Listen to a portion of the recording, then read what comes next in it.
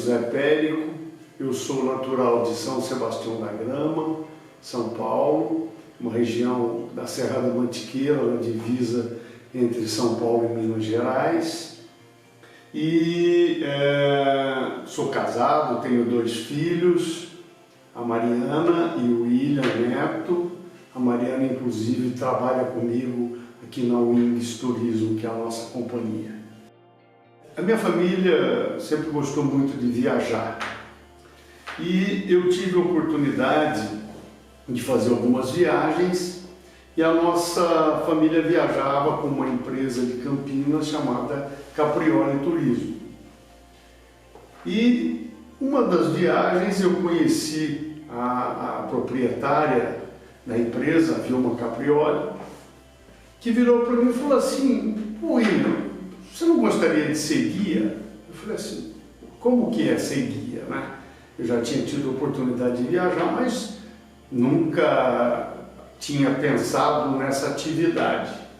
Ela falou, não, nós vamos fazer um crachazinho com o seu nome e você vai fazer umas 2, 3 viagens como guia aprendiz, porque eu vi que você tem facilidade de se comunicar e tal. Eu falei, olha, eu estou disposto, eu gostaria muito. E assim foi. Naquela época a gente viajava muito nos feriados, nas excursões rodoviárias. E no dia 7 de setembro de 1973, eu tinha de 13 para 14 anos, eu fiz a minha primeira viagem como guia aprendiz e fui para Foz de Iguaçu. Orgulhoso do crachazinho com o meu nome, né?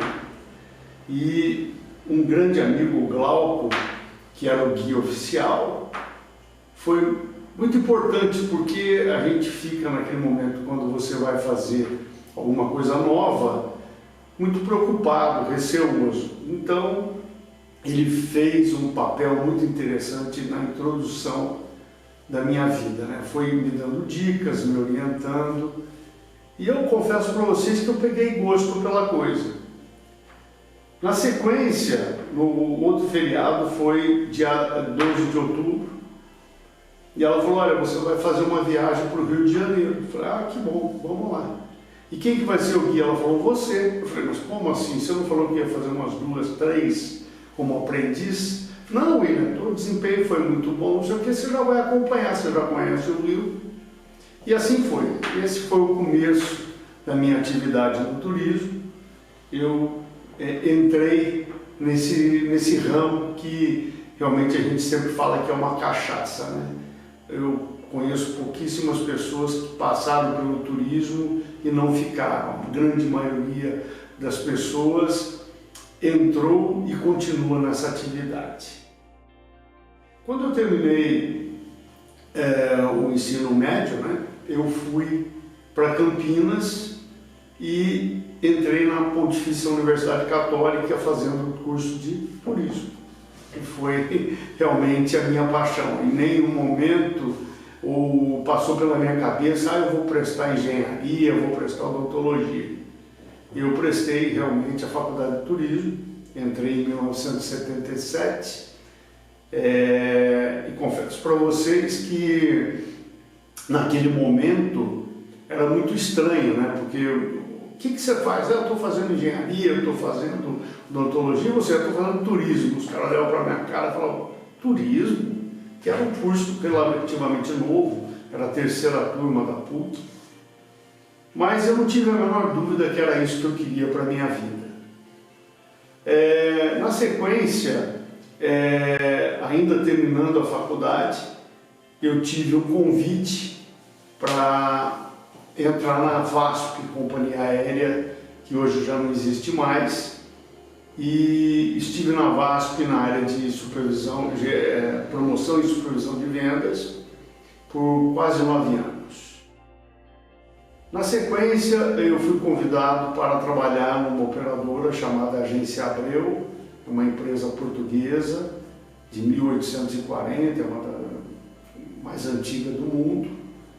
E na Abreu eu estive por 9 anos também, onde eu tive a oportunidade de crescer muito profissionalmente, uma vez que me obrigou a estudar muito, porque os tours, principalmente europeus, exigiam que a gente tivesse um conhecimento de história, de geografia, para poder vender. Isso foi muito bom.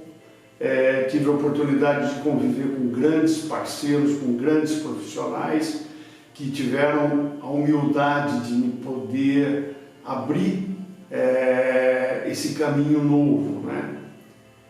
E em 1992 recebi o convite de um amigo, Floriano Bianchini Neto, que me ofereceu para vir para Rio Claro para fazer parte da Wings Turismo. Eu confesso para vocês que foi uma decisão muito difícil, porque eu tinha assim um amor muito grande pela Abreu, mas a gente ter o próprio negócio é uma coisa que acho que todo mundo pensa nisso um dia. Eu achei que aquele era o momento e me mudei para Rio Claro em 92 com a família e começamos a desenvolver um trabalho aqui na Wings Turismo, que já existia há 3 anos. Essa experiência foi muito boa, porque eu cresci muito, aprendi muito. Confesso para vocês que essa experiência profissional e de relacionamento, ela me fez crescer profissionalmente, porque você é obrigado a fazer a gestão de pessoas, que é uma coisa assim bastante complicada, e aprendi muito com isso e conseguimos fazer uma equipe que me orgulha muito, né? E dentro da minha empresa, eu digo minha, mas eu falo nossa empresa, porque a empresa são pessoas, né? Nós não temos, não adianta você ter uma empresa com um mobiliário lindo, maravilhoso, se você não tiver uma equipe para fazer aquela empresa funcionar. E ao longo de todos esses anos, nós criamos um time que me orgulha muito dizer que nós temos ainda hoje na empresa uma colaboradora que tem 37 anos, que tem a idade da empresa nossa. Ela foi a primeira funcionária, ela está na empresa há mais tempo que eu e a gente fica muito feliz porque vê que, na verdade, nós não somos números, nós somos pessoas que valorizamos as pessoas e essa união faz com que a empresa cresça. Falando ainda dentro do turismo, eu tive uma oportunidade dentro da nossa querida Aviesp de participar, primeiro como delegado regional aqui em Rio Claro.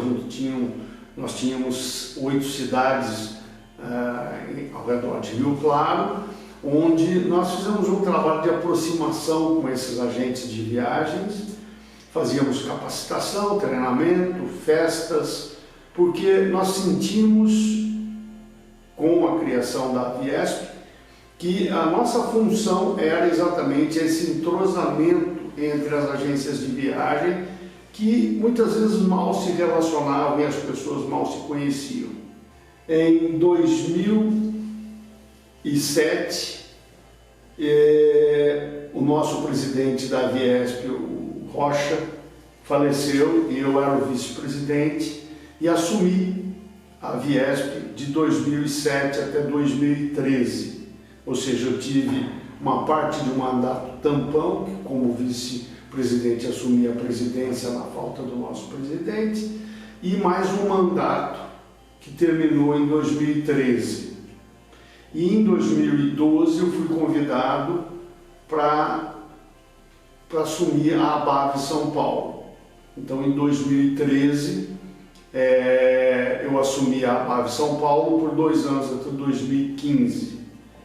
Também esse período foi muito interessante na minha vida, onde eu consegui abrir o meu leque de amizades, de conhecer pessoas fantásticas ao longo desse período, grandes amigos, grandes parceiros, realizamos muitos eventos, muitas feiras, e isso principalmente na Aviesp, e depois na Bave. Conheci muitas pessoas na capital e também em Brasília por conta desse cargo. Então eu tive uma grande oportunidade nesse período em que eu estive à frente de 2 associações, de me relacionar com muitas pessoas, de abrir muitas portas. E agradeço a Deus por isso, porque essas experiências, elas enriquecem muito a nossa vida. Eu me lembro de uma vez, aqui na Wings, que uma funcionária atendendo um cliente, naquela época em que os documentos das viagens eram todos físicos, né? Não era nada eletrônico, então você fazia uma venda, tinha que esperar pelo SEDEX ou pelo malote que a gente tinha, trazendo as passagens aéreas, os vouchers, os documentos de viagem em si. E a funcionária atendeu um senhor muito simples e falou assim: olha, senhor João, por favor, só pode passar amanhã, porque o seu voucher, ele vai chegar amanhã. Ah, tá bom, então eu volto amanhã, não tem problema. No dia seguinte ele chegou, foi recebido pela nossa atendente e falou assim: o seu voucher já chegou? Ela imaginou que o seu voucher era uma pessoa, né? Então você vê que a gente tem um desconhecimento muito grande desses termos que nós usamos, que para nós é habitual, mas para as pessoas confunde um pouquinho, né? Então imaginou que o voucher, o seu voucher, que era o senhor voucher, né? São experiências como essas que a gente tem na vida, né? Eu me lembro que no começo da minha carreira, nos anos 70, as dificuldades de comunicação eram absurdas, e nós estamos falando aí de um tempo não muito longo. E os telefones ainda eram com a ajuda das telefonistas. Você tirava o telefone, digitava o nome do telefonista, ou às vezes, quando você tirava uma telefonista, te atendia, e você falava assim: eu preciso falar em São Paulo.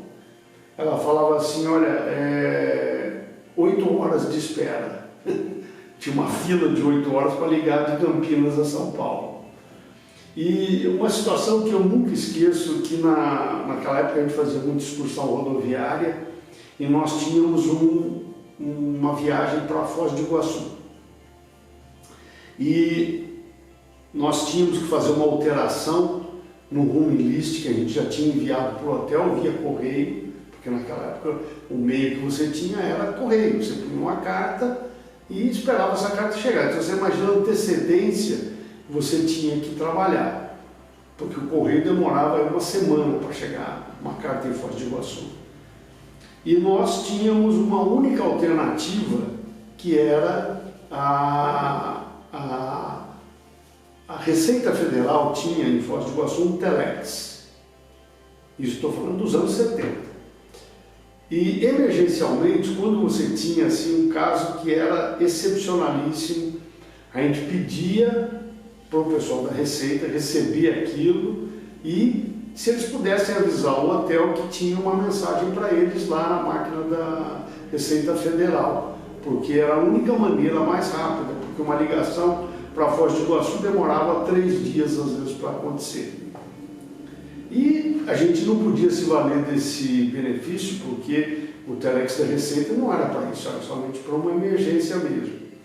E eu me lembro de ter saído como guia para fazer uma viagem até Foz do Iguaçu, e tivemos alteração no roaming list, e ter chegado ao hotel com o grupo antes da correspondência ter chegado pelo correio. Ou seja, se nós não tivéssemos a felicidade de ter um quarto a mais além do que a gente tinha pedido, a gente ia ter um problema muito grande. Mas esses desafios todos fazem a gente crescer, né? Eu fico assim muito feliz de ter vivido o turismo. Eu não me arrependo nem 1 minuto de ter escolhido essa carreira. É uma carreira que, desde que eu comecei nela, eu ouço assim, os desafios pelos quais passamos, em que Eu me lembro no começo dos anos 70, quando o Banco Bradesco entrou na área do turismo e montou uma rede de agências que estava alavancada pelas agências bancárias, era sempre ao lado dessas agências bancárias, e a gente falava assim, ó, olha, o turismo vai acabar, o Banco Bradesco tem computador. Você imagina o poder de um banco ter um computador que ia colocar o turismo dentro da era eletrônica, né? Depois a gente viu os desafios de comunicação via fax, telex, fax, e hoje a gente vê que num curto espaço de tempo a tecnologia suplantou tudo isso. Nesse momento de pandemia que nós vivemos, eu vejo que os conceitos estão mudando, né? Porque nós temos um novo modelo de trabalho que é o home office e que se mostrou eficiente.